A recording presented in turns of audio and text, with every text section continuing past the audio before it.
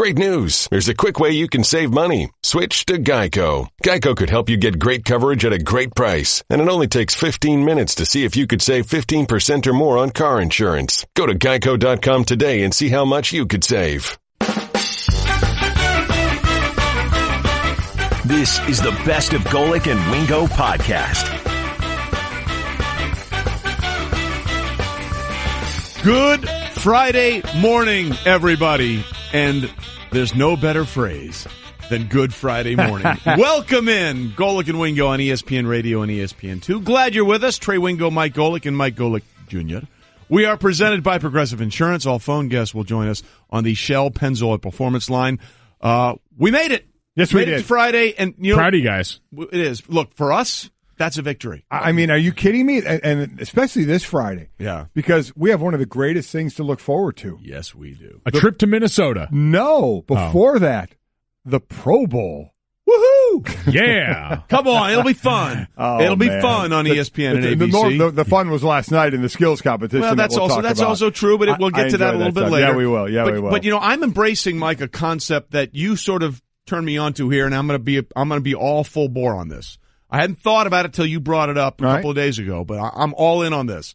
And that's basically stealing from your son. Yes. So, you know, without question. Mike, when I drive in, you were the one that I heard rumbling around by my garbage cans last night. That is also true. Well, when I'm driving into work, you help get us set for the show with the wonderful things you do and the way you talk it, and then we're just going to steal some of that stuff. No doubt. You give us topics and all kinds of things to deal with. You also make me think. That's what I'm here for, man. And sometimes I admit that's a little scary. So I'm listening to you come in today, and you're talking about, you know, Tiger and all this kind of stuff and his return, which we'll get into later. You're talking about the combine, and you get on the subject of Baker Mayfield. Oh, yeah. And we always talk about this on this show. There should be two drafts, one after the season is over and then one when it's actual draft, and see how amazingly different those two drafts would be. And one of the things that Baker's going to have to do is going to have to sort of ease people's tensions about not only his slightly diminutive size as a quarterback, just at 6 feet or just a little bit over. Small. But also, you know, can he be a CEO? Can he do this? And it's going to be in meetings and pro days and workouts with teams. And the meetings and the interviews are probably going to be as important as anything. And then trying to be as eloquent as you can. Oh, yeah. You drop this on us. Baker has to assuage some of those concerns. And I almost drove off the road. It's a $2 word. You're welcome. It's a $15 word. Yeah, it was great. That's SAT stuff right there. It was great. And actually, what was that word? Well, the actual word is assuage. And what did I say? Assuage. You made it French and also incorrect. Let me hear that again. Yeah, no, it sounds. Baker has to assuage some of those concerns. So I admired the effort, because I always tell my kids, I don't care if you're successful, just as long as you try hard. Well, exactly. And you tried hard. And you make it sound even better. It sounds a little more elite. It sounds like he's French. Really going out of his way. So I must assuage these GMs. That's what that word is? Yeah. I always thought it was a sausage. That also makes sense. That's very on brand. But by the way, we should point out that you apparently were not the worst at attempting to hear this word, because this also happened. Can be assuaged by a 15-yard penalty. Ooh, can be that was Greeny. Assuaged. All right, so if he messed it up, I was going to say that's pretty good company then. Yeah, because Greeny usually speaks the English language pretty well, especially when he was sitting next to me for 18 years, and I would butcher that thing. He does have like carte blanche then, because he really was never going to get called to the task by you, despite basically calling it Namdi Assuage. Do we know? Along those lines. Now that you brought that up, the greatest draft mispronounce ever in the history of the NFL. A lot of people say it's Brett Favre when he was. Oh, yeah. Oh, no. When Paul Tagliabue was announcing Namdi Asomugha as the number one pick in the first round of that year, I think it was 90. I can't remember what year. It was early 2000s. Doesn't matter. Paul Tagliabue got up there and he got handed the card. And you can see him look at it and sort of like, oh, my God, what am I doing here? And it's Namdi Asomugha. He pronounced it Asmuga Namdi. So not only did he butcher both words, he transposed them. And let me tell you, somebody should have got fired. How do you hand the commissioner of the NFL a card like that? Good luck with that. And not Either tell him how to say it or have a phonetic spelling. Good luck with that, Tags. By the way, that's the exact reason why I want Stu Gotts to announce every draft pick, because I want that look of shock and awe on his face when he handed what is this? Just looking at the card and knowing there's no chance, and seeing how badly on the biggest day of these young men's lives someone can butcher their names. Well, listen, we go through, when you started calling games and I call games, I said that's my biggest fear, is getting some guy's name wrong on TV. I feel horrible about that. Everyone should have to call a game for Hawaii or one of the Utah teams. Exactly. Because if you really want to. Vaitai. Yeah, that's a good way. That one too. God bless you. I did that a couple times a game, then I said, from now on the rest of this gang, he's number 6. Okay? And the other thing Stu Gotts should do, try and do clay court specialists from Eastern Europe that appear in other tennis majors. That's a nightmare. And by the way, just so everyone knows, we've gone off so many things. The actual pronunciation of the word is assuage, not... Baker has to assuage some of those concerns. And nor is it... Can be assuaged by a 15-yard penalty. So it's assuage. Are we sure there are not multiple pronunciations? Yeah, we need Dr. What's-his-name from the spelling bee. From the spelling bee. All right, well, look, by the way, the reason the Greeny drop came up, because I told...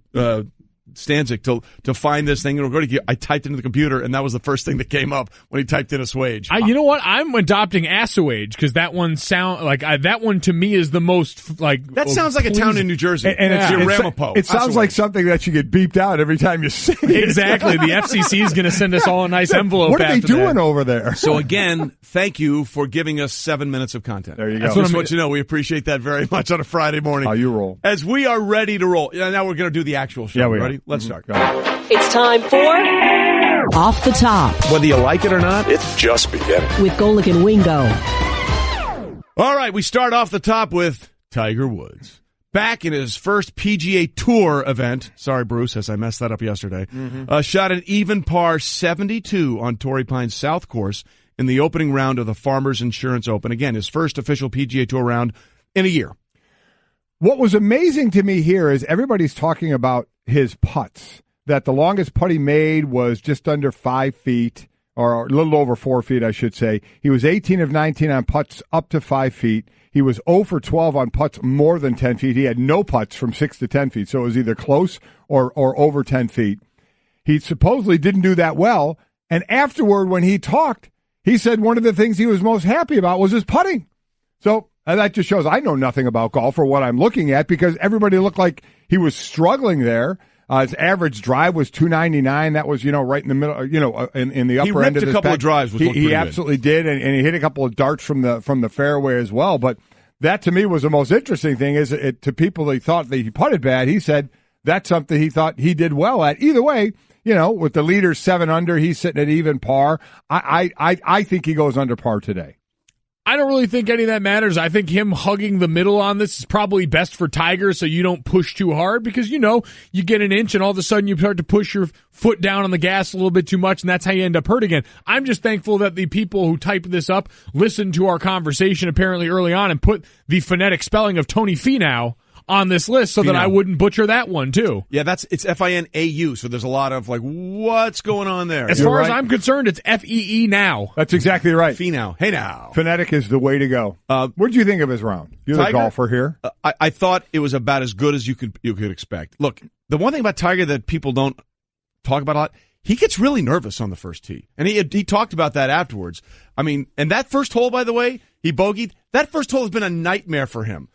When they played the U.S. Open there in 2008, I think he was 7 over par on the first hole, including a couple of doubles, and that includes the bonus playoff round. So he played it 5 times. But I mean, that first hole is a nightmare for him. In fact, if you go back and look at his stats at Augusta, where he's won all those times, he's horrible on the first hole there. Tiger gets legitimate first tee nerves. So it's one thing to have, as we saw him do 3 rounds in the 60s at the Hero World Challenge, which is basically his glorified member guest. Right.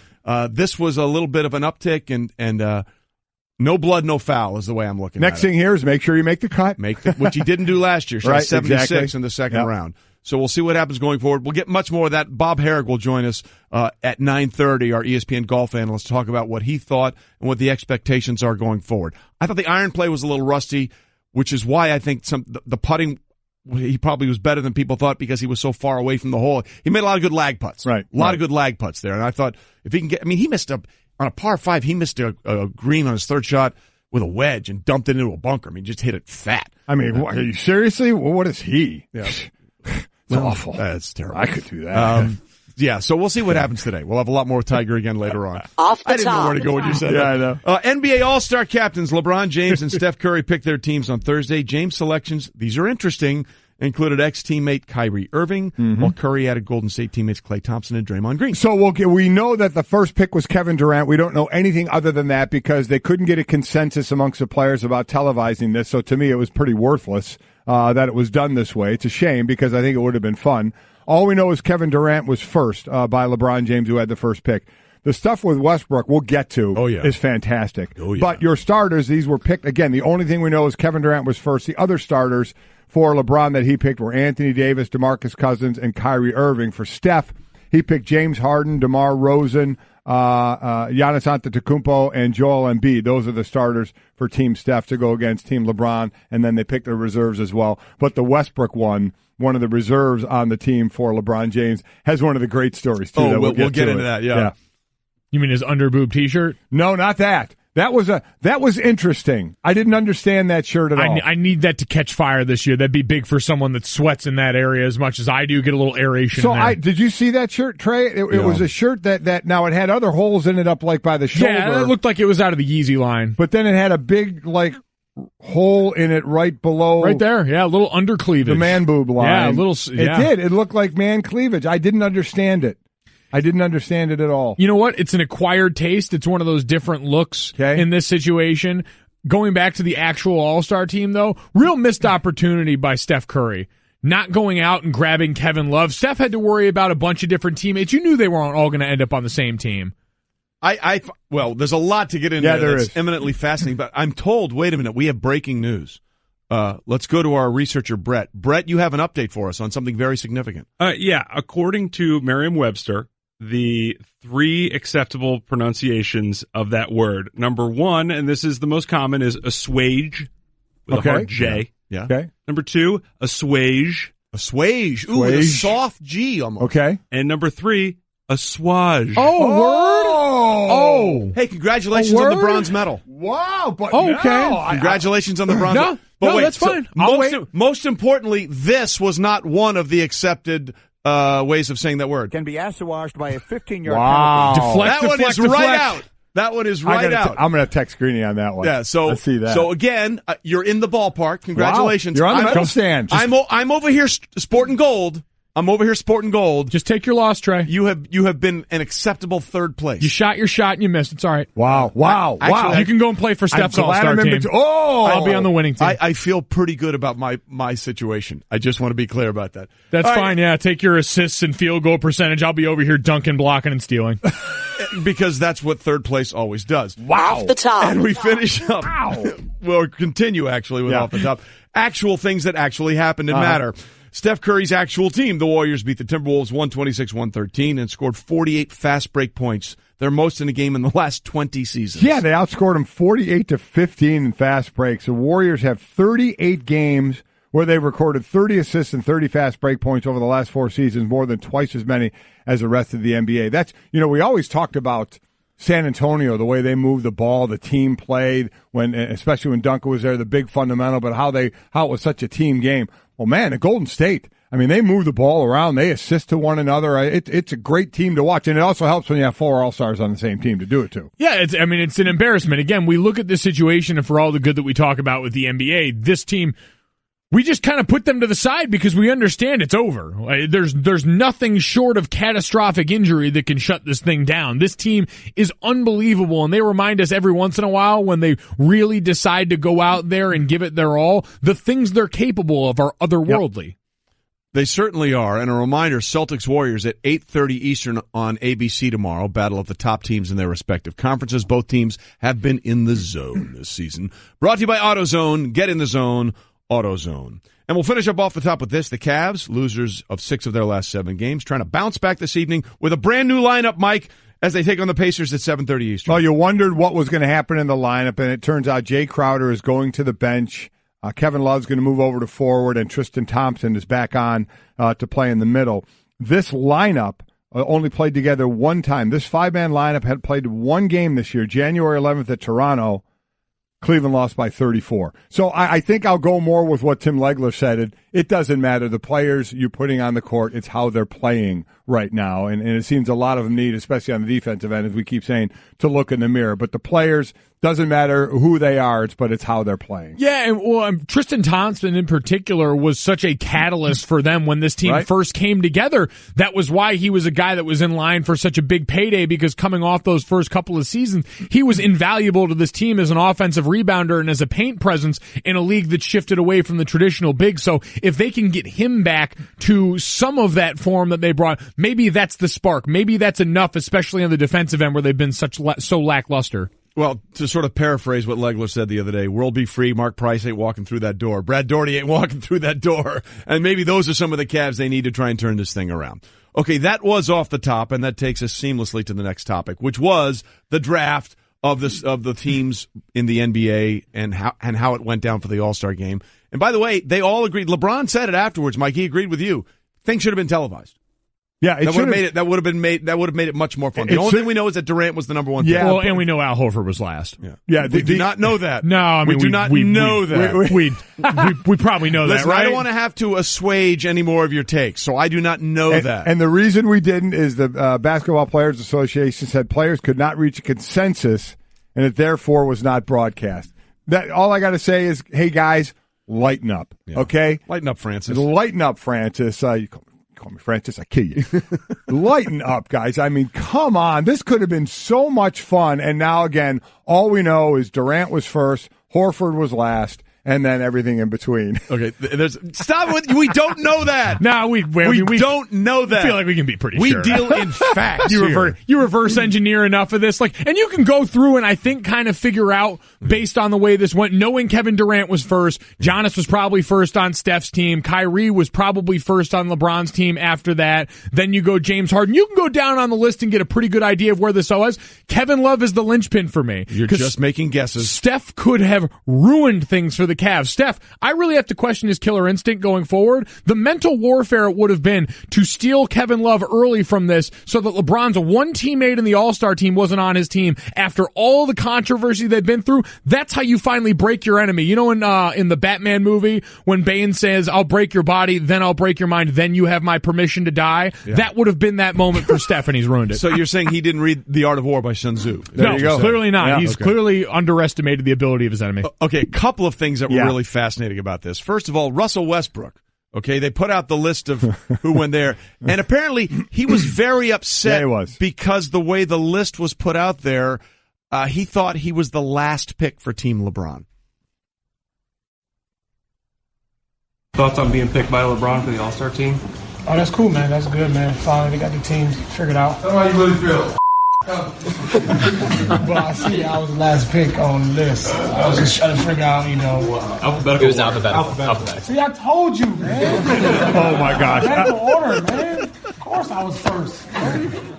He thought he was the last pick. That was Carmelo Anthony, by the way. Right. So tell him how you really feel. That is the best because here's how the reserves are, and notice how they're laid out. LaMarcus Aldridge, A. Bradley Beal, B. Kevin Love, L. Victor Oladipo, O. Kristaps Porzingis, P. John Wall, W.A. Russell Westbrook, W.E. He thought he was the last pick of the draft, and it was ticking because he was saying all the right things. And as Trey just said, Carmelo yelled out, "Tell him how you really feel." So they obviously had discussed that before that he was mad that he was the last pick, and they told him it was alphabetical. Well, that is gold right there. But see, that's the thing is enough of this stuff has leaked out. Like KD couldn't wait to tell everyone. Surprise, surprise that KD was picked first. Also, we all kind of had to do the collective eye roll when KD came out there and said it's going to be fun to compete against Steph and Clay and Draymond. Like, oh, word, now it is? Yeah. Now it's fun to compete against those guys? Like it wasn't when you had to try and beat them? Yeah, but you know what also cool the fun is of that? We're talking about Russell Westbrook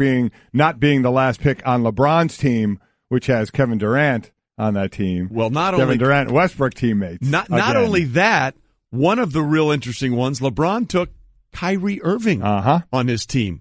LeBron, thoughts on Kyrie? I just try to pick the best available players, to be able to team up back with Kyrie. It's always special, along with Kevin Love, just, for us to have another weekend to bring back some of the memories that we had when we were all together. So, Kyrie was available on the draft board. He's one of the best point guards that we have in our league. So it was an easy choice for me.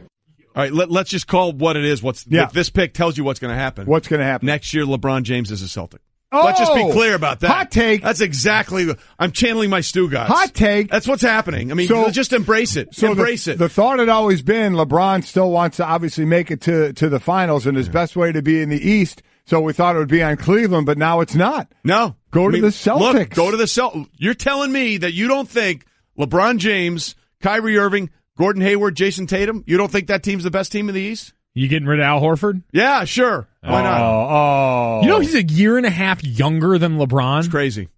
I was shocked by that. Just so you know, LeBron to we're all thinking maybe he goes to L.A. You think they trade him for Horford straight up? I'm telling you right now, he's telling you what he's going to do. He is telling you what he's going to do. Oh, that's LeBron James will be a Celtic next year. The hot take. I like that. Quite honestly, would seriously be the best team in the East. Wouldn't it? And the best way to get back to the finals. They would walk to the finals. Well, they'd have to go through Philadelphia. Well, they'd trust the process in that situation. There you go. Yeah. Exactly. Just throwing it out there. Just throwing it out there. Wow. Just if you're reading the tea leaves. I kind of like that when you're setting up teams. Yeah. That would be a team. You know what's amazing? Ultimate bridge builder, LeBron James. Yeah. Well, you know what's amazing in all of this is that's all become such a headline that none of us are focused on the fact that Russ and KD are back on a team together. Yeah. Like, what's that dynamic going to be like in that locker room for two guys that we talk about LeBron and Kyrie having sort of subtle issues with each other? It's a little more back-channeled. KD and Russ was very much out on Front Street. They were on the same NBA team last year. So the first time it happened last year. So this is the second time it's happening. So you wonder if they've worked through it a little bit. But it was strong. Yeah. It was strong. Yeah. I didn't want to assuage that take. Yeah, that was really good. Assuage. A sausage. One more time with emphasis. Can be assuaged by a 15-yard penalty. There you go. Not one of the accepted definitions. I would have thought that was the correct way to say it, any way to say it, because I always thought it was a sausage. I think I take the Merritt Parkway and go through the town of Assuage sometimes when I'm on my way into the city. Golic and Wingo, the podcast. Trey Wingo and Mike Golic Sr. Real quickly, for the rest of the time, my son Mike is on the show. When you see him, he has made his shirt to look like Russell Westbrook's shirt. Kind of. Maybe. It is bordering offensive.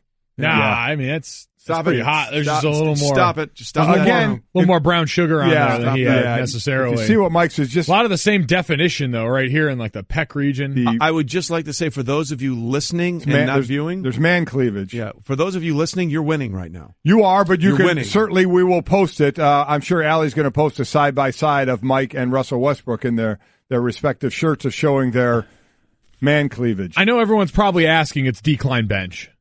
That's the secret. Yeah. That's how you get a lot of the cuts right in this region. Literally. I'm just hoping I don't pop a nip out. I don't know. All right. Is that allowed? I was going to say, like, are we allowed to do that? I know, like, Instagram has weird rules about nipples. Like, steering it on track. What do we have We're going about back nipples? on track. We're moving along. We were just doing so good, road. man. We were assuaging and assuaging. We were. And now you're nipping. Yeah, nipping a little bit. And now we're moving. I'm telling you, ready to move on. It does aerate nicely. Like, it cools down. And this is a region I sweat a lot. Congratulations. You're now a putting green. Wonderful. All right. Golic and Wingo on ESPN Radio and ESPN2, presented by Progressive Insurance. All phone guests join us on the Shell Pennzoil Performance Line. Don't forget, we're going to grill Golic and try Trey today. Yes, we are. So send in your questions. Hashtag try Trey. Hashtag grill Golic. Oh, we're going to do a lot. We'll get to and those. Remember, Trey threw out the hot take of LeBron to the Boston Celtics. We're running with it. I immediately regret that decision. No, it's a fantastic. Tell me that wasn't the first thing you thought of. Who else is having that take? LeBron wants to win championships.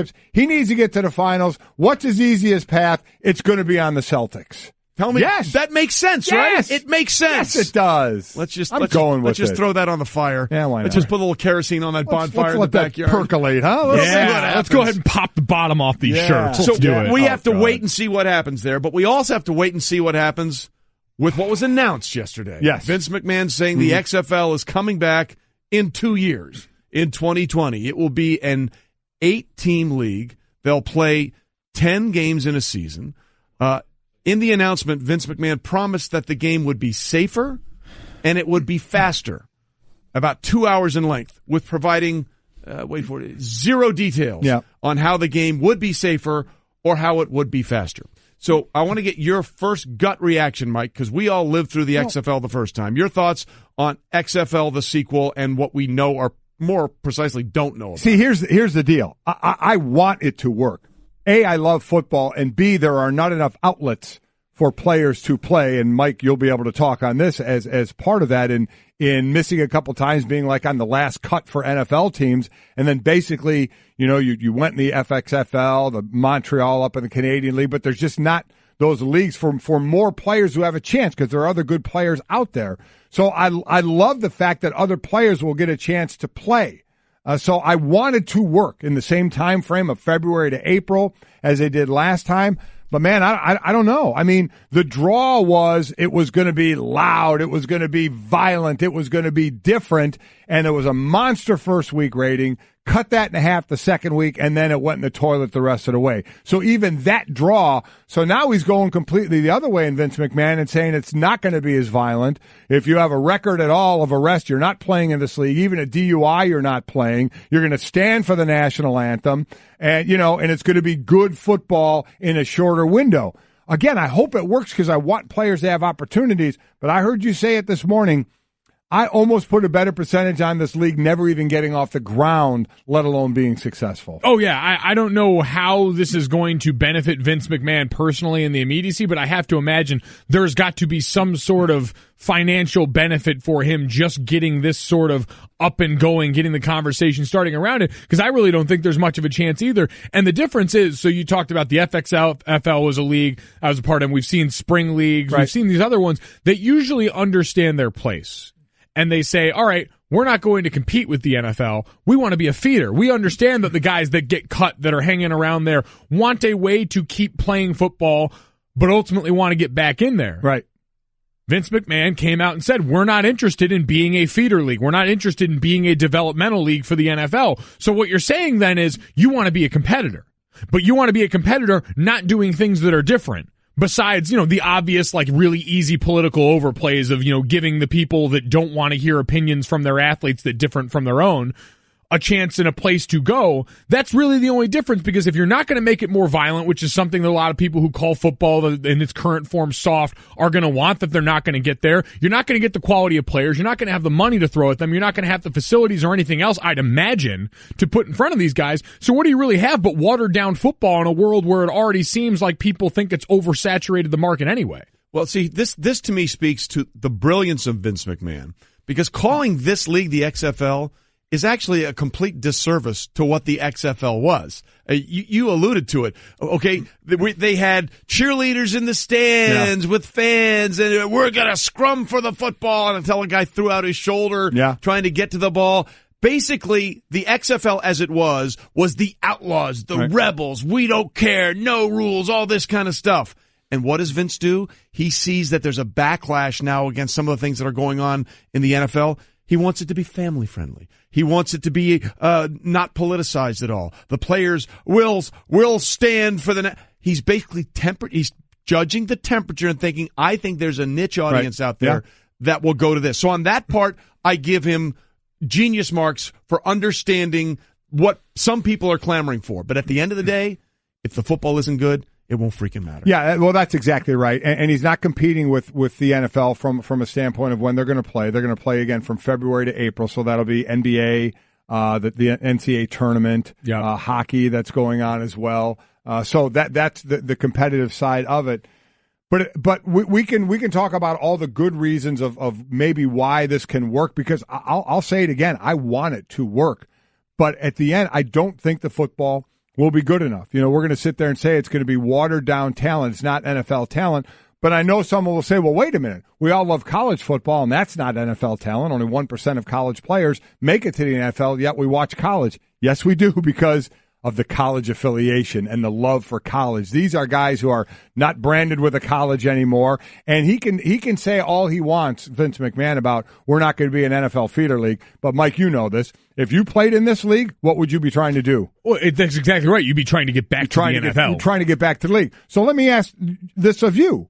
So you were cut 3 times, 2 times on the last cut. You went and played in Canada. You went and played in this FXFL for the Brooklyn Bolt. Won the championship, by the way. Congratulations. You Undefeated. were the Arizona Rattlers had your rights, but you decided not to play for them. If this was around the time you were doing your thing to try and get to the NFL, would you have jumped into this? Oh, yeah, I likely would have been desperate enough to do this because, I mean, that's what it's preying on. It's guys that are looking for any way. And as someone who lived in a Holiday Inn Express in Staten Island for 5 months out of a fall at one point, it's amazing what you're willing to do to try and keep chasing that dream. But the difference is, at some point, it's got to be a realistic option. And you saw the cracks when we were in the middle of that season in the fall because it takes so much to make a league successful. It's not just, well, we've got 8 teams and a 10-game schedule and we've got a playoff set up. It's, all right, well, do you have trainers? What's the health insurance? What's the health care situation going to look like? How is the Players Association going to be associated with or attack this?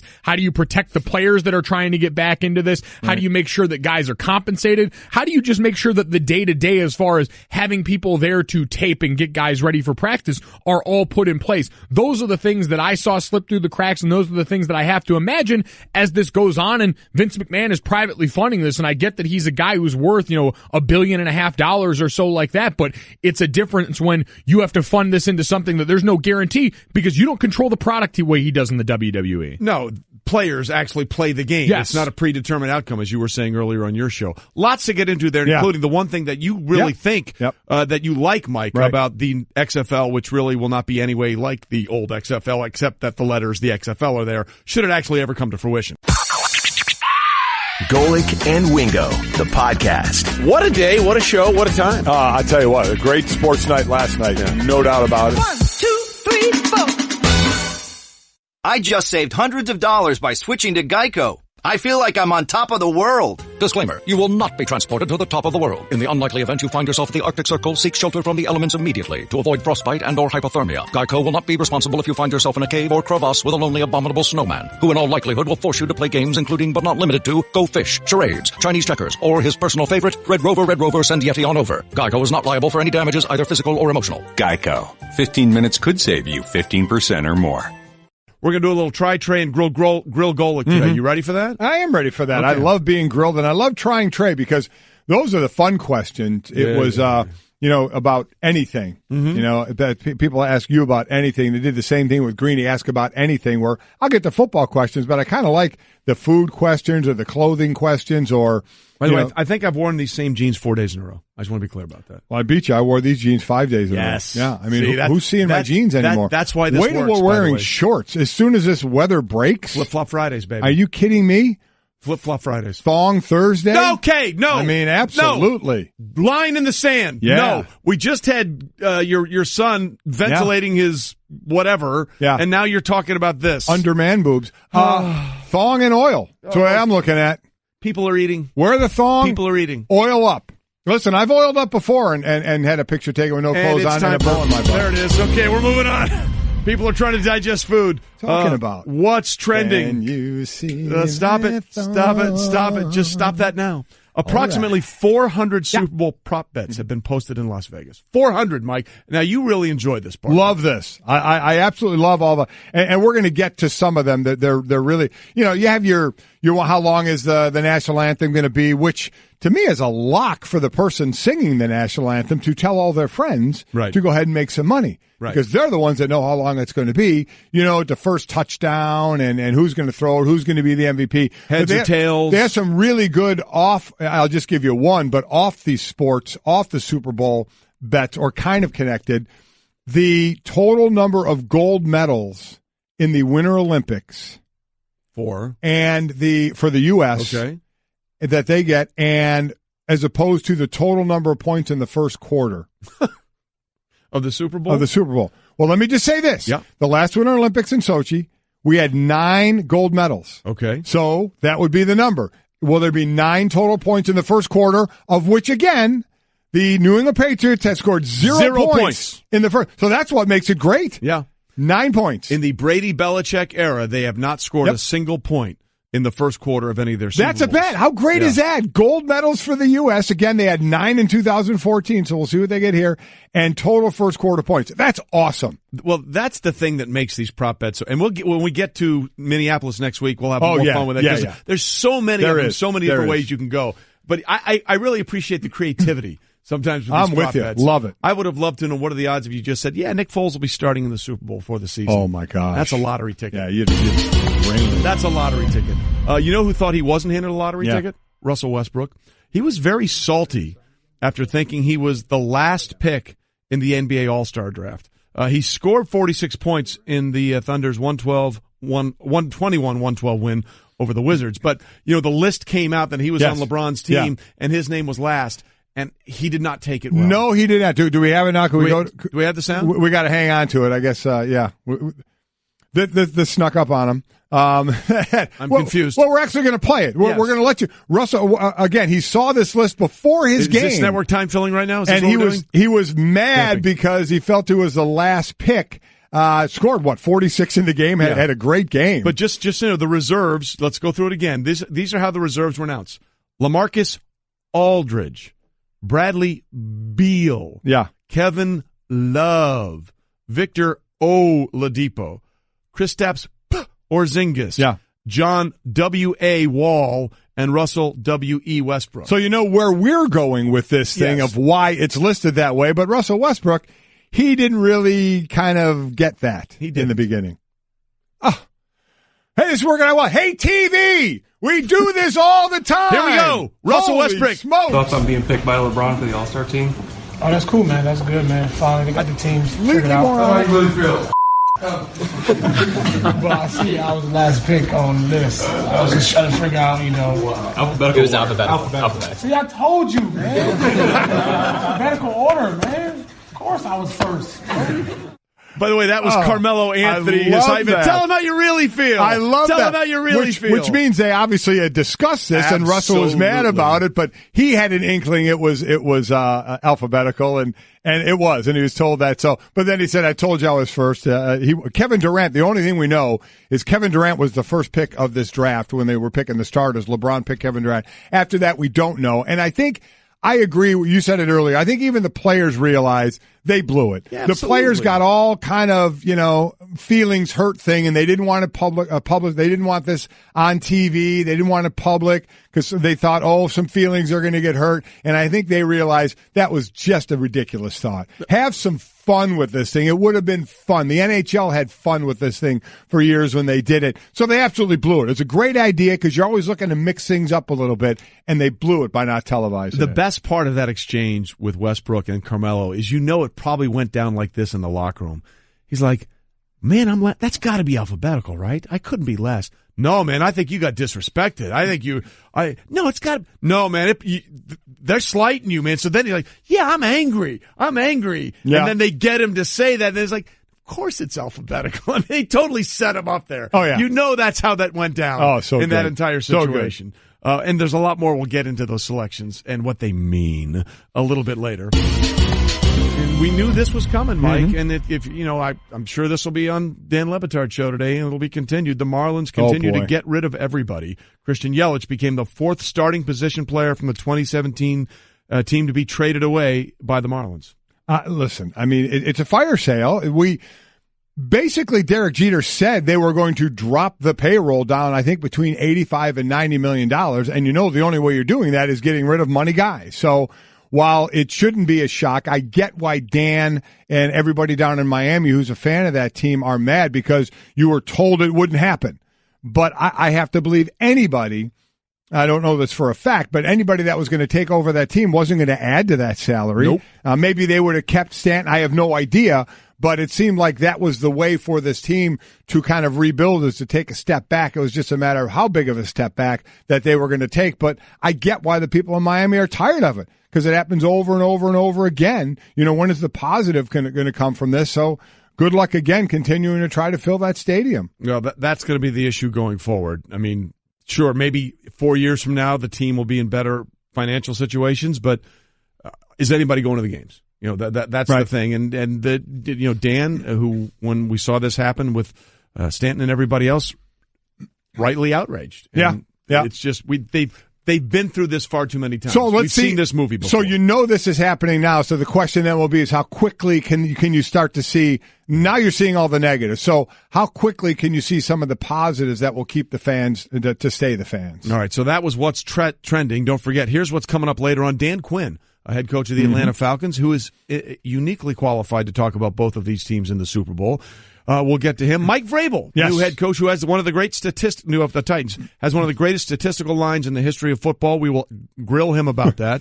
Howie Long, who had a great moment, the Hall of Famer, 3 generations on the field in the NFC Championship game in Philadelphia last Sunday. We'll talk to him about what it means to see his son play in a second straight Super Bowl. And Bob Herrick will join us in the last hour as Tiger back on the PGA Tour, his first official round in a year, with an even par 72. We have that, but first something else. Yeah, let's take care of our cars a little better, huh? If your car breaks down after the manufacturer's warranty expires, you could be out of pocket thousands having to fix it. That's why we recommend getting extended coverage from CarShield.com. New engine, new tranny is going to cost you thousands of dollars. Your dealer or any ASE certified mechanic can do the repair, and CarShield gets them paid directly. Save yourself thousands in potential car repairs by calling 800-CAR-6100 and mention Golic or visit carshield.com. Use the code Golic, save yourself 10%. That's carshield.com. The code is Golic. A deductible may apply.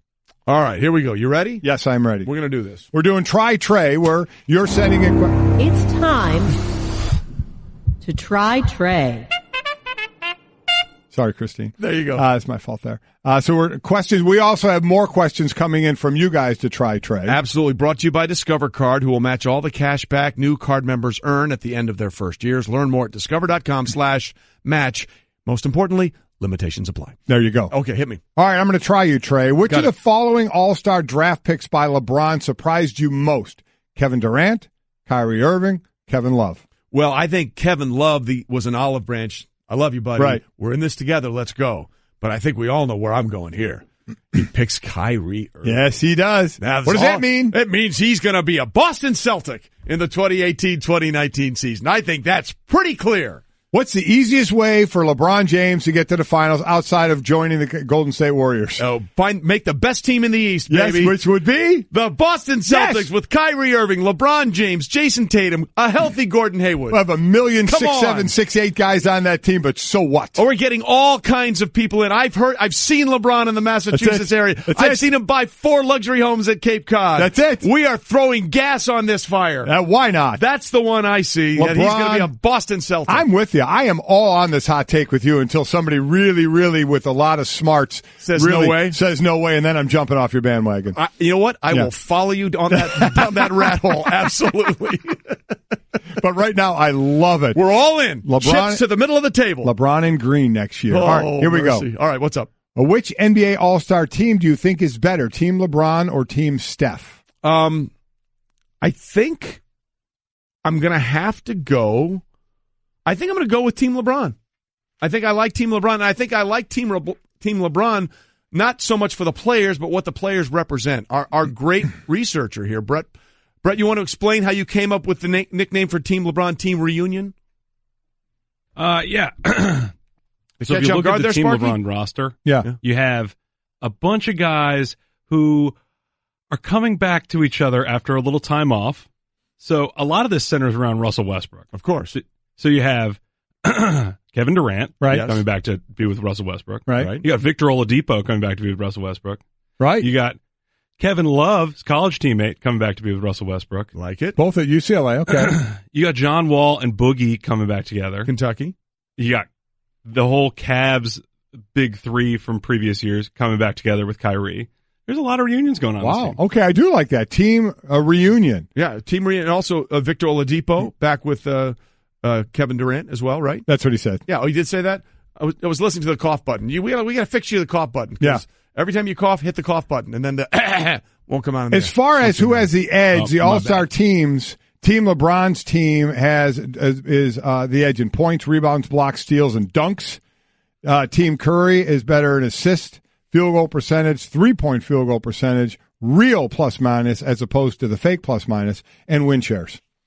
I don't even know what fake plus minus is. There you go. It's war. Onward we go. Yeah. What's up? All right. Trying Trey. Yep. Tiger Woods had an opening round, even par 72 at the Farmers Insurance. What did you see that was encouraging, and what did you see that was discouraging? Well, I think the encouraging thing was he was swinging free and easy. You know, there didn't seem to be a lot of tension, and I think there was a one-way miss. The worst thing you can be in a golfer, especially off the tee, is if you're playing Army golf. Left, right, left, right, left, right. Most of his misses were out to the right. So that's something, if you know that, you can correct Fix it. If you're hooking it and you're slicing it, that's a problem. So I think that was one of the most encouraging things was there was one miss, and it was to the right. And the fact that he was swinging the driver free and easy. At one point, he drilled one. I mean, Charlie Hoffman's one of the biggest hitters on tour out there. And when he squared up that driver, I think it was on 16 or 17, I can't remember, he pumped it 30 yards past Charlie Hoffman. So the fact that the driver was working decently,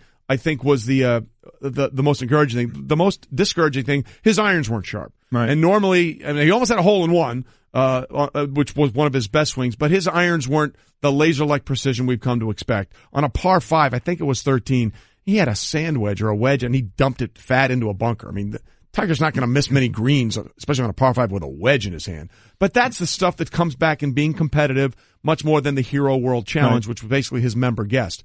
So I think his iron play was a little discouraging, but the fact that he seemed to be not worried about, because Jason Day was playing yesterday with back pain, and you could see he was laboring. Yeah, he was. Every swing was difficult. None of that sort of manifested itself for Tiger, and if you've had back surgeries, that was the most encouraging thing. My game is left, right, and I feel more beer takes care of it for me. Well, then you can walk it off aerobically because you're going left and right. There you go. All right, we're going to try Trey again. If Vince McMahon called you and asked for advice on the XFL, what one suggestion would you give him to help make it work? Look, I don't know if it can work. I'd like but it to work. We're going to say it's going to work. You got to give him something positive that's going to help. Make sure it's about the football, because at the end of the day, all this other stuff is great, but if the football isn't any good, it's not going to matter. It's not going to. You will catch people initially, right? Like they did the last time around when the ratings were through the roof for week 1, and then they were halved by week 2. If the football isn't good, none of the other ancillary stuff matters. And you know they tried the whole Rebel thing last time with the way he screamed this. Right. Don't press the. This is the You know, that was pretty cool. It was great, and it got people fired up, and then the cheerleaders were in the stands, and they were the rebels, and at the end of the day, the football wasn't very good. Right. And that was the problem. So if you want to make it work, forget, I know you're all about the marketing, and all that stuff is wonderful, but if the product on the field isn't what people expect from professional football, it's not going to work. It's that simple. All right, here's one I know is going to rile you up a little bit. Mm-hmm. What's your response to Rockets GM Daryl Morey, who tweeted the following... Morey, I'm sorry. I was so Morey. We'll assuage that word. Don't worry about it. I assuage that. This is what he tweeted out. I know you're going to love this. Okay. TikTok. It's just a matter of time before the NFL is basically irrelevant as a sport. No global base. No one plays anymore. Hey, Daryl, you might want to look at this thing called TV ratings, because of the 100 top viewed shows in the United States in 2017, 81 of them were sporting events. 64 of them were NFL games. And of the top 10 shows viewed in 2017, NFL had 1, 2, 3, 4, 5, 6, 8, 9, 10. The only other one in the top 10 was the Oscars. So this is a neat little theory, and it's cute, and it's wonderful. And the ratings for the NBA are up. Yeah, they are. Absolutely up. But call me when you get the numbers for a playoff game that most NFL regular season games get. So are there issues with the NFL? Absolutely. Yes, there are. Are fewer people playing it? Absolutely. Is it still the surest bet in television? Absolutely. So, look, I don't know if we're ever going to see something that had the dominance, say, of 5 years ago of the NFL, right, in terms of our fascination with the sport and the ratings in the sport. And that's a fair argument, and it's perfectly true. But that's ridiculous. Listen, it's ridiculous. I agree with you. And the numbers were down in Little League, and they're getting back to being back up again. Correct. They're still dealing, obviously, with things in football that we know about to try and keep the younger players playing. But, you know, our own Jalen Rose, we've had this discussion before. He thinks that basketball surpassed football. I believe he does. And I couldn't disagree more. The ratings are going up in basketball, and they're going down in football. Football is still the most popular sport out there. And as far as not being global, it never was global. It's never been global. And NFL is never going to be global. No, They're won't. going to try, I get it, but it's not going to be global. Certainly nowhere near like basketball, baseball, or hockey is global, especially basketball and hockey. It is not. We're not saying that there aren't issues with the NFL, and we're not saying that the NBA isn't trending in the right direction. Right. Both of those things are true, but the idea that this is going away anytime soon, that's just a false narrative. Yep. It's a false narrative. Last one. What was your favorite Pro Bowl event last night? There were a couple different things you could have looked at. You had from the Pro Bowl, they played dodgeball, they played kick-tack-toe, best hands, gridiron gauntlet, precision passing, and also, I believe it was on CBS, they had the talent competition, right? Yeah. That was on last night as well from football players, top talent from football players. Yeah. So from the Pro Bowl and or the top talent, what did you like? I love dodgeball because it's just, it's basic. Our guys against your guys, a sport that everyone grew up playing, and to see them sort of go back the inner child, it was great. I love the dodgeball. I love dodgeball. Yeah. I'm with you. I liked last year. I don't think they didn't have it this year when they had the ball up on the drone drop. Yeah. I kind of like that as well, but I would go with dodgeball. Oh, I would like them initially to throw a wrench because if you can dodge a wrench, you can dodge a ball. That's exactly as we all right. know. But the talent competition, let's hear that the winner was Justin Tucker. He sang. Jonathan Stewart played the piano. Kevin Zeitler, the big old lineman for the Browns, had his dog and did dog tricks. Did you ever play an instrument? I piano lessons growing up, and then you stop. Yeah, me too. As you go on, as you know, you get busy doing things, and then just like, oh man, I wish I'd have kept doing that. Because as I've always said, athletes want to be entertainers, and entertainers want to be athletes. So you always wish you stuck with what you were doing when you were a kid. But that's impressive. It really is. Tucker and Stewart, and then as I said, Kevin Zeitler did dog tricks with his dog. Which offensive lineman, be who you are. There you go. He did dog tricks, and your son cut a hole in his shirt. So that's who they are. By the way, CBS with both of those clips with Justin Tucker and Jonathan Stewart. You're right. I played a bunch of instruments as a kid, and I regret I couldn't do any of it now. Yep. I mean, it would be like would love to be able to just grab it and start playing it. Wouldn't it be fantastic? Right now, me sitting down at a piano, it would be like playing with oven mitts. Yeah, it would be like. Yeah. It would be all over the place. Yeah. It would be terrible. Oh, they're telling me I got to go. Okay. Stanza, see ya. Let's go. Have a good morning. All right, see you. Stanza, give me the wrap-up sign, too. Oh, all right, big boy. Let's take our time and enjoy this for a moment. Yeah. No, coming up, not many people know the Super Bowl teams better than our next guest, whose last two playoff losses were to the Patriots in the Super Bowl last year and the Eagles this year. Golic and Wingo, the podcast. It was all sort of one big, giant Jell-O mold. It's very interesting where that went. And Dan, as we welcome you in, I want you to know something personally from Golic and myself. You did the radio right there? No, we did not do that. That was not us. Our guys behind the glass, including Dan Stanzik, they're sadistic people. Yes. They're terrible people. So I just want you to know we had nothing to do with that, but we are glad you are joining us this morning. Yeah, I'm glad to be on with you too, and as this matchup goes, two number one seeds, two teams are both 13-3, and having that number one seed, you got to go battle for it. You get to play at home, but both these teams really established, they earned it, and when you only play two postseason games, you feel really fresh and ready to roll. I'm sure they do. All right, Dan, we're all about honesty on this show. So in that situation, if Julio Jones doesn't fall down on the out route, does he catch the touchdown pass? I think he would have. I think you guys would have won that game. Do you feel the same way? We do, and but that's the life of a competitor, Mike. You know that.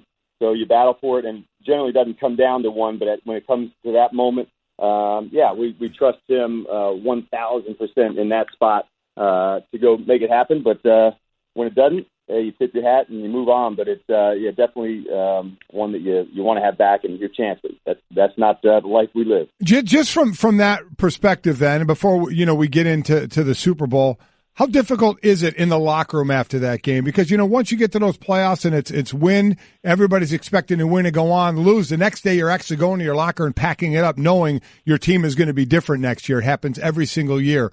So what was it like in that locker room? Is as fun as it is when you get in and get to play and go win. The locker rooms after playoff wins are so much fun, but the losses are that much harder, and so it definitely lingers longer. In the regular season, you better reset really quickly because there's another game that you better get right back into the present moment to go play and get again. When the playoffs, when you lose, you don't have that opportunity. There's a lot of second guessing and, what call could we have done different? You just go deeper down to that spot. But at the end of it, you know how much fun it is, Mike, playing in the playoffs, and you love the battle for it. But yeah, it's harder in the locker room for sure. Falcons head coach Dan Quinn with us, and we're glad he is. One thing you talk about how hard it is. A lot of people, once they lose the Super Bowl, they won't look at the tape. Herm Edwards, who used to work for us, said ever since he lost, he never watched another Super Bowl because he didn't want to be a part of it unless he played in another one. You've sort of taken the opposite approach. You've watched last year's Super Bowl, 10 times now? I watched it a bunch, and just what are you going to learn from it? That's kind of the mindset that I took, Trey, to say, all right, could I look at it from another point of view, a different perspective to learn where they go. You really don't get to learn those moments until you're back in them again, and so that's why you want to go back and grow from it. Our team this year, you have to battle, and there's some resiliency and toughness that comes with going through that and coming out the other side. So that's why I am so excited about our group. Over the last 3 years, I feel like we've worked to establish a base camp where we don't go back down to the bottom of the mountain for the off season. You go back to a spot where you're going to go put it in again, work hard as hell to give yourself a chance to play really well, during the regular season. So you get a chance, both like New England and Philadelphia this year, where those number one seeds and home playoff games, those are awesome. You get to share those experiences, with the fans, with the team, and it's a lot of fun. So we all saw, obviously, and you watched it, as you said many times, what New England did to come back in that game, and they've done that before. So as you were watching the AFC title game, like all of us were watching, at what point did you, like all of us at one point, went, oh boy, it's going to happen again? Yeah, they have just such a knack. They're very comfortable as a team in that role in the second half or a 2-minute at the half. And those are the ones they've just got terrific poise in those moments. And I think situationally, they've shown they're the very best at that in terms of owning those moments. When you look at just the stats from both teams, Mike, both teams are really good in the red zone. I'm sure they're both in the top 5. And usually when you're really good in the red zone, you're scoring offenses too. And then both their defenses, are near the top 5 or in the top 5. So that's why I think this is a hell of a game. Both teams earned it, battled for it, and they're not one-dimensional in any way. Both teams have really rock-solid offenses that, kind of, in my opinion, highlighted by really good red zone play. And then both defenses, although the style is different, that's true with a lot of teams. And their styles are different, but they're both really effective. And then I'd say the last part is both teams, and you know this, when you're in the plus in the turnover margin, you've done a good job. Not only did you take care of it, but you created some takeaways. So these two guys, they're more evenly matched than you think. They play it differently, but both of them are really good. Before we get to the Eagles, in preparing for New England, like we all saw the second half of that Jacksonville game, and we're saying, why are you just slamming it into an 8-9-man front and giving Bortles a second and long on defense? I mean, they're chipping your ends. Bring someone else up the middle outside of your 2D tackles. We were kind of looking at game planning of doing things differently. You say you've watched that Super Bowl a ton of times. Would you have done something differently game plan wise? There's execution of just letting the players execute, and there's game plan of how you would do it. Would you have changed things? Yes. Yeah, no doubt about that. That was probably the first thing that came through to say, okay, what other calls, would you make? And I'd say probably starting defensively, when you go through, ended up being 90-some plays. So you better have enough variety when you're playing somebody as skilled as New England is offensively.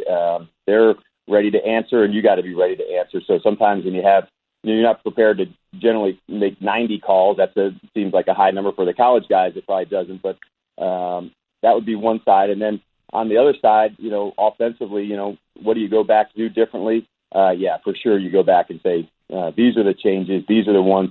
And that's, I guess, what I was referring to, Mike, for me to learn in those moments too, to say, okay, this is how we're going to go in this situation. So you learn from it. They're painful to go through, but you definitely do learn from them.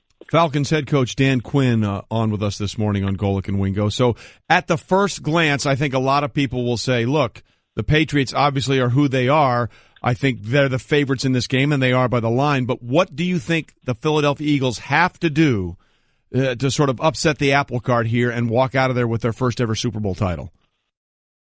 I would say, like in a lot of games, I think it's going to be a line of scrimmage day. And they've got a really equipped offensive line. Talking about Philadelphia, and I think it starts up front with their center. He can really get out. He can get to the second level. But I thought, as a group, this is a good offensive line. And usually when you go through, and Mike can relate to this, who plays well as a group, you feel that communication. You just don't see any mistakes in their protection where you get busted. So I think that part, the line of scrimmage, Philly's offensive line and New England's ability to, generate some pressure, that's going to be a factor. And I think same thing on the other side. Philly plays in a different style where they really want to get upfield and try and, set edges in the run game. And you still have to be able to run the ball and get the ball outside. And they'll find their ways to do that for sure. But I think that, to me, it's going to be a line of scrimmage day. And who can affect the quarterback, who's going to be able to, move the ball on the ground. That's going to be a real factor, in my opinion, Trey. Falcons head coach Dan Quinn with us. Dan, I got to ask this question because the Vikings came so achingly close to being the first team ever to play a Super Bowl in their home stadium. Next year, it's in Atlanta. I mean, are those? Do you use those sort of things to try and motivate the guys? Say, look. Yeah, I mean, Rick Pitino once famously said, hey, we lost this Final Four. Wouldn't you rather win it in New Jersey next year when you're in your home state? Is there any way you can sort of say, yeah, that one got away from us, but think about how great it will be when we win the Super Bowl in our stadium in Super Bowl 52? Three. Well, I don't know if you guys have been down here yet, and Arthur and the group, it's been amazing what they put together. So, one, just as they've done a remarkable job. So, for the city to get rewarded and for Arthur, to have that here, it's awesome. For us as a team, that's a long way from now. So we got plenty of work to do, guys. And I hope like hell we are talking this year, a year from now, this week, and we can talk about how cool that would be. But until then, we got much to do. And but we are, kind of pumped about, for the city and for the, all that Arthur's done in terms of building this stadium to get rewarded for that. To have the opportunity to host one here, man, what an honor. Wow, Dan, did you just guarantee that you guys will be there? Look at you, stop it. See what he's doing? See, you think... Earlier you said you were all about the truth on this show, so already we're busted it. Exactly. See, you think he's the normal, former player he gets, and he's the radio hot taker in this group, Dan. I'm with you. I'm trying to keep this thing on track. All right, well, listen, Dan, we appreciate you being with us. And hopefully we will be talking to you next year about the Falcons having the first ever home field advantage in a Super Bowl, because that stadium is absolutely fantastic. It is fantastic. I have a feeling we'll talk to you probably in the preseason first and start there. Dan, sounds good, guys, and appreciate you. You got it, Dan. Thanks so much. Dan Quinn. Golic and Wingo, the podcast. Let's not expect too much. There's only one person out there that's expecting way too much out of this guy too early. We know who that is. It's his father.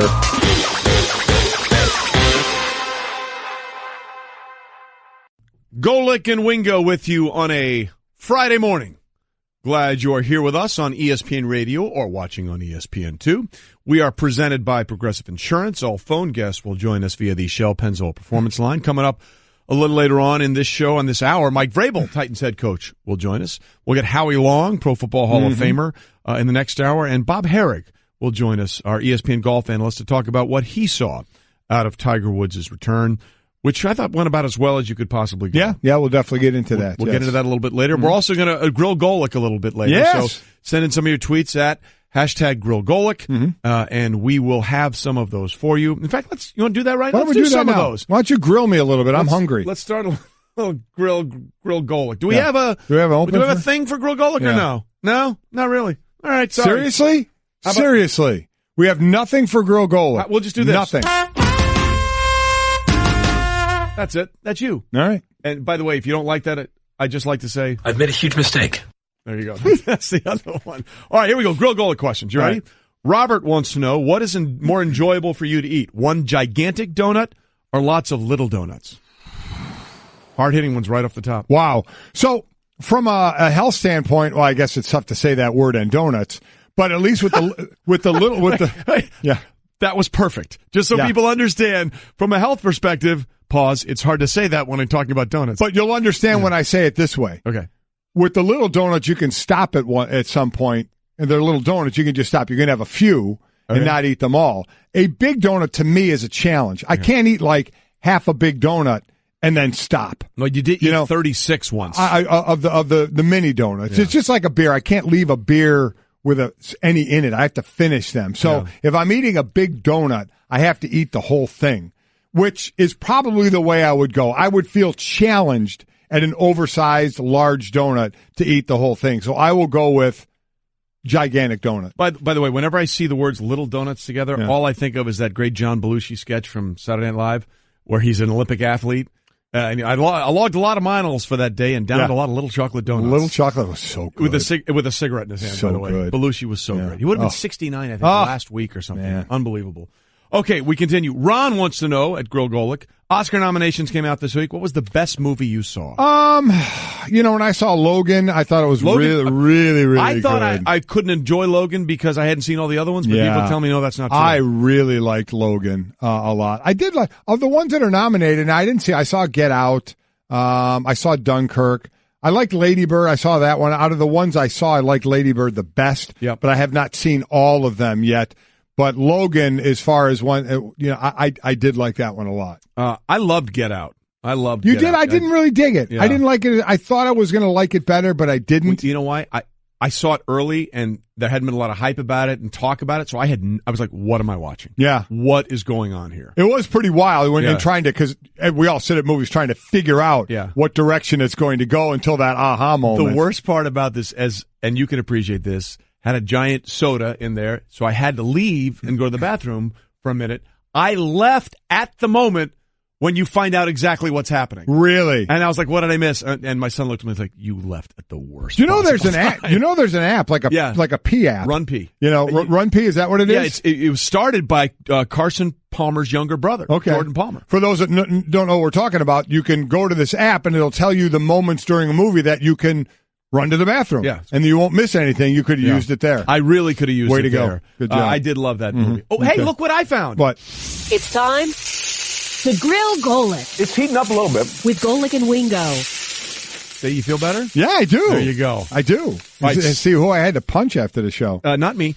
Steve wants to know, which NFL Pro Bowl skills event would you have been the best at? I mean, you look at them, the talent competition, again, won by Justin Tucker for singing Ave Maria. I can't sing. Well, I can sing, but not like he sang. Right. And no chance. I can't play an instrument. There are notes that would come out of your mouth. Yeah. So there's dodgeball, kick-tack-toe, best hands, gridiron, gauntlet, precision passing. I'd have to stick with dodgeball just because that really kind of, hands, you're thinking more receivers and stuff, kick-tack-toe, a set of skills with your feet. Dodgeball, nobody's really used to playing dodgeball. So I think I would go into that and try and blend in with everybody else in that one. So I'd say dodgeball. And plus, just because How would you blend in? I want to blend in with the other people who don't normally play dodgeball. So you would hide behind them? No, I don't mean blend in. Blend in with their talents. Like if I go into the best hands competition, I'm not blending in. I'm the guy with the worst hands or the best hands. I go into dodgeball. All these guys have never played dodgeball, so we're all kind of hopefully the same type of... But they're all faster than you. It's not all about speed. What is it about that? Duck, dodge. What are the other ones? And can you catch? You just said you have the worst hands. You got to catch the dodgeball to get somebody out. I can catch a dodgeball. I was a tight end in high school. Yeah, I can catch. And you did pick off Troy Aikman once. And I had 3 interceptions, my friend. 3? Who were the other 2 against? The other 2 were against Don Majkowski. The Magic Man? Magic Man and Jim Everett. Okay. There you go. So picked them all off, and they all tackled me. That was where I was going next. Yeah. You know what, though? You did it. Whatever. You did it. Whatever. Donovan wants to know, Golic, you always talk about retiring in Arizona. Would you consider being Herm Edwards' defensive coordinator? Listen, I would love to coach. I would. I don't know if after all the time doing all of this, I would want to go into something that full time of like a D coordinator. You'd just like to be a part-time coach? No, like a D coordinator. Water guy? Yeah, I would, let me put it this way. Water bottle coach. I'd like to go help somewhere. You know what I would like to do? Quite honestly, I would like to go help out at a high school. You know what you would be great at? What? The get-back coach. Wouldn't he be the great get-back coach?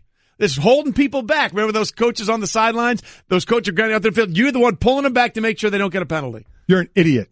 Okay? Why? Because that's not coaching. Well, okay? He's on the staff. No. You said you didn't want a full-time gig. It seemed to play to your strengths. Said I'd like to help out of high school. That's what I would like to do. I'd already moved on to the idea of shut me out. I've already moved on to the idea of you being because some of those coaches are And the idea of you pulling them back, you Yeah. could snap them back. I couldn't It would do be that fun. because I was always someone getting yelled at to get back, so I couldn't be yelling at everybody. Then you would be No. correcting your own issues. No, wouldn't want to do it. Wouldn't Would wanna not do it? want that job because you know what that coach is? Hated. Yes, okay? that's true. I don't That want to is go into true. something where I'm hated. Or he's loved because he keeps the team from getting a penalty. No, he's hated Yeah, by the probably. players. By the players. I don't want to be hated by the Okay, players. so we got Twitter questions, hashtag Grill Golic. You can also call us at 860-506-5505 and leave your Grill Golic question. That's 860-506-5505. We have some of those. Okay. You ready? Yep. Hey, Golic, who would win in a fight, a gorilla-sized chicken or a chicken-sized gorilla?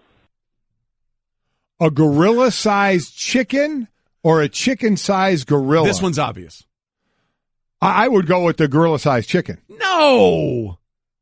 Yes, you would. Yes, absolutely. Yeah, Absolutely. the size it's turning into? This is a math. This is a physics problem. Yeah. This is a physics bigger problem. would be better there, I think. I would agree. Right? I would agree. Yeah. We got time for one more? Yeah, do another You wanna do one. one more? You wanna do, your choice. You want to do an email or you want to do Twitter? No, I mean do voicemail or Twitter? a voicemail. Voicemail? All right, here we go. Another one. Morning, guys. What is the one thing that will allow the impossible to happen? And by that, I mean letting the Philadelphia Eagles beat the Patriots on next Sunday. The only thing I can think of is if Tom Brady doesn't eat enough avocado ice cream. So let me know. Thanks, guys. I agree with Dan Quinn. It's line play. Yeah. I go right up to the guys up front, how well that Philly O-line is playing, and Fletcher Cox on that interior defensive line. Now, they have other really good D linemen as well. I don't want to sell them short, but I absolutely agree that this is a line of scrimmage game. Can the O-line control it and the D-line get pressure? Again, Jacksonville got 3 sacks, but New England adjusted. They chipped the ends, and Jacksonville did not adjust to that. So they were basically rushing with 2 rushers on the inside. One of the few times they blitz with Miles Jack, he gets a great shot on Tom Brady. They didn't do that enough. New England adjusted. Jacksonville didn't. And the one thing I love about Philly attacks. They attack. And to that point, that's what you have to do. I think if there's anything we've learned over the last couple of years, and I've talked about this with a lot of Eagles fans over the last week, if you're going to beat the Patriots, you have to finish them. You have to finish them. You cannot miss opportunities. Ask the Falcons. Ask the Jaguars. You can't on 3rd and 1 give up a strip sack with a 16-point lead with 7.5 minutes to play. You can't, when you're up by 10 in the fourth quarter, allow them a 3rd and 18. Because the Patriots are not going to beat themselves. No. That's the one thing I can guarantee you. They are not going to beat themselves. What you have to do is sweep the leg. Yeah. You have to go total Cobra Kai on these guys. You do. You Exactly can't right. give them an ounce. You can't give them a sniff. You can't give them a hope because the strip sack in the Super Bowl gave them life. Tom Brady said it. We played it this week. When they converted that 3rd and 18, it was like, we can do this. And once you give them life, they will suck the life out of you, and they will destroy and crush your soul. Yeah, and listen, Jim Schwartz, the D coordinator, is going to try and put pressure on Tom Brady. He's not just going to be satisfied with a 4-man rush unless it's getting home, but when New England adjusted like they did to Jacksonville, didn't do anything to adjust back. You have to take away their hope. That's what you have to do. Sweep the leg. Otherwise, Do you have a problem with that? Otherwise, no, not at all. Otherwise, they're going to do that to you. All right, Golic and Wingo on ESPN Radio and ESPN2. We just went dark there. Yeah, we did. I mean, well, no, that's what he says to him. Do you have a problem with that? Exactly. Cobra Kai. We are getting you set. We got Mike Vrabel coming up in just a little bit. By the way, and I've said this before, and we'll ask Mike about this, Vrabes has one of the greatest statistical lines in the history of sports. As a linebacker, 12 catches, 12 touchdowns. Yeah. Twice in the Super Bowl. Is he the greatest receiver ever? He better be, and he better claim that when he comes on the show. Claim the title. So you take the title, hold up the belt, Vrabes. By the way, we will also want to know what are your odd statistical things in sports that you find fascinating. I'll give you another one, okay? Okay. Stan Musial, Hall of Fame baseball player. Right. Stan the man. All right. Career hits, 3,630. 1,815 at home. 1,815 on the road. Really? He was the same guy whether he was playing in his home park or wherever. Oh, that's pretty cool. That's the picture of consistency. Right okay, there. so those are kind of the statistics you're looking for. So if there's a weird stat that you like and you think is pretty cool, hit us up on our social feed at Golic and Wingo and hashtag weird stat that I like or just weird stat. Our researcher Brett will make sure all of these are correct, by the way, before we put them out there. But there are those kind of things like the Super Bowl one with Chris Long and LeGarrette Blount maybe doubling that club of back-to-back Super Bowls with two different teams. So send those up to us. I like that. Yeah, those are good. I like that. I still can't believe you want me to be a get-back coach. Well, why not? You're good. You'd be good at it. You pull those guys You know what, back. in all truthfulness, I would really like to do, in all honesty. Now, I would like to help out high schools. Like in you know what I think I could be good at? A, from the college side, I think I would be good to be on the committee. Okay. And B, for the NFL, I think I'd be a good scout. I would love to be a scout. Because I love going to watch the players. Well, you like the OLDL drills at the Senior Bowl, and I like the linebackers, and they were doing linebackers, running backs, and tight ends, wide receivers, DBs. I love all that. I definitely think I could break down players pretty well. But would you like to do that? Because I think you said you wanted a part. Like, scouting is a full-time thing, man. You're on the road. You're doing all this stuff. Would you want to do that? Well, scouting full-time. I mean, it's only during the season. Yeah. I mean, as far as traveling. You can't watch anybody go play, in March. I still think you should be a get-back coach. I'm not going to be a get-back coach. He would be the greatest get-back coach. Not going to be a get-back coaches. Let me try this. Get back! Okay, done. We'll get back on schedule. Golic and Wingo on ESPN Radio and ESPN2. Let's do What's Trending. And I guess we'll find out, Mike, if this is actually going to be trending. Okay. The XFL is coming back, although it's in no way, shape, or form like the old XFL. It couldn't be less like the old XFL, except for the letters, the XFL, if you believe Vince McMahon. The WWE founder and chairman said the league will feature 8 teams, play a 10-week schedule, but he wouldn't say how they're going to do it. He wouldn't say when they're going to do it.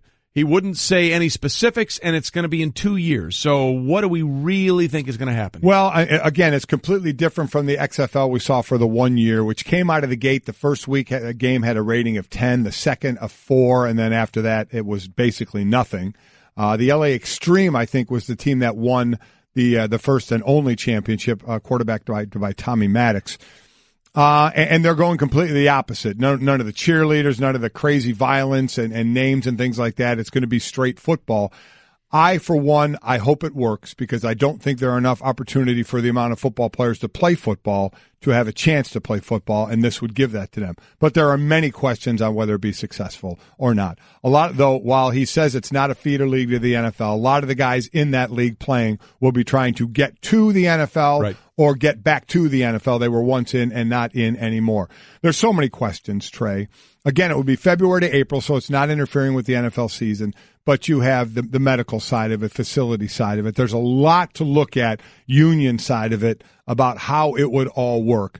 I think giving themselves 2 years this time as opposed to 1 year the last time, that in 1 year sounds like a long time, but when you're setting up something like this, I think logistics the product are a nightmare. Was rushed out there. So now I think twofold. You have time to really set it up how you want it to give it a fair chance of working, or you realize in that time period, you know what?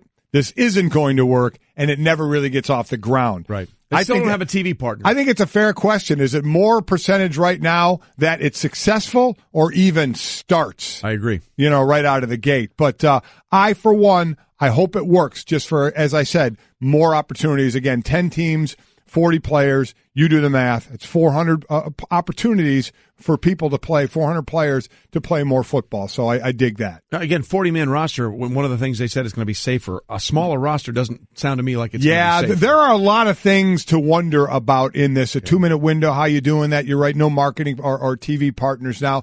A lot of questions to be asked that he didn't have the answers to now because maybe he doesn't have the answers to right now. And I think that's why the 2 years is some time to, okay, let's see where we can go with this if it even get off the ground. Look, and we both want it to succeed. Yes, we do. Because we like football and we like to see players have an opportunity. Yep. We're just skeptical that it actually can or will very much so at some point. Staying with what's trending, approximately 400 Super Bowl prop bets have been posted in Las Vegas. And people, make sure we understand what prop bets are. Right. They have nothing to do with the actual outcome of the game. It's all weird things that may or may not happen. This is how long over under on the time of the national anthem being coin sung. Flip, heads or tails. The dress someone is wearing. Right. Or that's what this is. Most points in a quarter. The one of the best crossover ones right now is gold medals the U.S. gets in the Winter Olympics and total points of the first quarter. So let me spell that out a little for you. In the Sochi Olympics in 2014 in Russia, the U.S. got 9 gold medals. So what it would be is if there were 9 gold medals, total points scored in the first quarter of the Super Bowl, above or below 9. And remember, the New England Patriots And in the Bill Belichick, Tom Brady era of all their Super Bowls, have never scored in the first quarter. Nope. That's a great prop bet. It is a really great bet. Or just will the Patriots score in the fourth quarter? I just love that bet. I think that's so cool. Yeah. By the way, the Olympics would not end in Pyeongchang until February 25th. So you have to wait a while. You got to wait a little while. But that's a good one, though. I completely agree. You're just hoping for points. Yes. You want to see a donut up there in the points column. Unless you pick the Olympics and you're hoping for medals. Then you're watching the Olympics. Maybe you wouldn't have watched just to see our Americans win gold. That would be good. Yeah, that would be good. All right, we continue. Tiger Woods back. By the way, I shot a 72 at the Farmers Open, and it's funny as we're doing this right now. I'm watching the highlight on ESPN where he almost had a hole-in-one, one of his best shots on the day. Even par 72, his first official PGA Tour event since this event a year ago. And, it was level par, and I think steady is the best word to describe what we saw at him yesterday. Yeah, he had 19 putts inside 5 feet. He had 12 putts outside of 10 feet, nothing in the 6 to 10 range. So for those 12, he was irons off. Doing a lot of lag putting, but driving average 299 yards. He was hitting the ball well there. You mentioned the irons. I thought, listen, I think if you said, hey, your first round back, Tiger, you're shooting even. And not a crazy double bogey here, right. 3 birdies, 3 bogeys. Nothing crazy, too crazy. This is you're going to shoot for the first round. I think you'd take that. Totally I think you would take that. The main thing you would take is walking off that course, not being in pain. Man, if you watch Jason Day play, yep. Holy smokes, watching him bend down, his back looked horrible, and we've seen Tiger go through that. So it's feeling pain-free after that, getting up this morning being pain-free. Those are the key things for Tiger, and then you go to his play. Yeah, look, he was steady, and having been away from it so long, you just want to be on an even keel. And once you sort of get a feel and get into the tournament and playing tournament golf, then you're like, okay, we can maybe dial it up a little bit here. That was the best thing. The best things that I saw from him. One, it was a steady performance. He didn't have the two-way miss. The two-way miss is the death for any professional golfer, because then you're trying to figure out, okay, what am I correcting because it's missing left and right. His misses were essentially right. There was one weird sequence where he hit the driver and he immediately let go of the club. And then it was like 290 down the middle. So yeah. that one flummoxed him completely. I'd love that mistake. That would be terrible, right? I hate to be doing that every time. But the push to the right seemed to be his miss. And when Tiger's on, he plays a fade more than anything anyway, because that's a little baby cut. Jack Nicklaus won 18 majors, by the way, playing that way. So I think that he can handle maybe that little the snap hook to the left. That's the one where you're like, what am I doing? I'm out of sync. My upper body and lower body are completely not together. For the most part, the swing looked tied in, and it was pain-free. It wasn't stressful. There weren't, a bunch of 12 to 10 foot putts for par. And I think that's the thing that he was happy about. He's just working off rust. He's working off rust right now. I say he goes under par today. I hope. I think so too. I think he goes under par. I think he got the fact that he finished that at level par. And there's 2 courses. I'm not sure. Brett, can we find out which? The South. Yeah, which course is he playing today? Can we find out which one? He's playing the East. He's playing the North course. He's playing the North today. And I think that's. I think that's the easier of the two 18s. If I'm not it is supposed to be the easier one. Yeah, so we'll see if he can go under par. The key today. here is make the cut, get 2 more days of golf, and get in that rhythm. Yeah, and so it's just nice to see him back with an opportunity more than anything else. This has been the Best of Golic and Wingo podcast. Make sure to subscribe on the ESPN app, Apple Podcasts, and to listen every weekday morning at 6 Eastern on ESPN Radio, ESPN2, and the ESPN app.